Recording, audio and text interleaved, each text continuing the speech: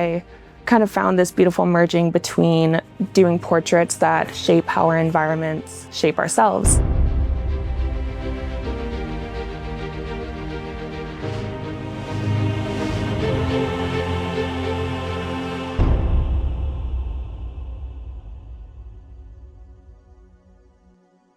We're here today with Emmette Lewis. Emmette, can you tell us a little bit about your history as an artist? I've been into art since I was a kid. It was really the only thing I've ever been drawn to so passionately, and I've just immersed my entire life in it. My background is South African, so growing up there and in BC, I've just been surrounded by different artists, different variations of cultural art, and it's been such a beautiful immersion into my life. So it's just been continuously prevalent.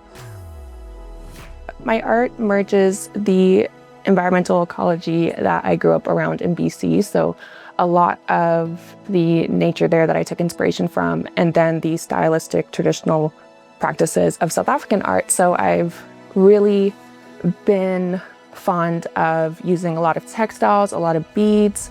I use organic and inorganic and synthetic materials to kind of create this abstraction in my work, and some of it isn't even visible to the audience. Some of it gets covered in layers or obscured over time. My work is very much about the apparent and the hidden, so looking beyond what is seen and taking in the deeper context than what is just at the forefront of the artwork. Why did you venture into creating eco-art?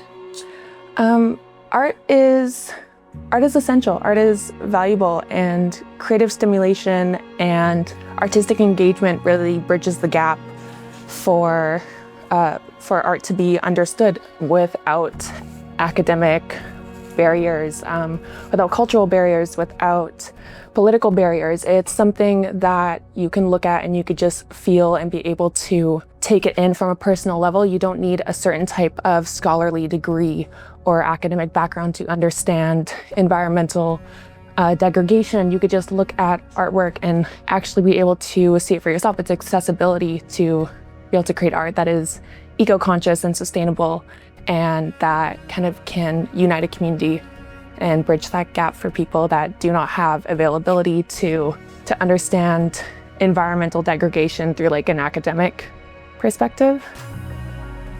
Beyond eco arts, I also do a lot of portraiture.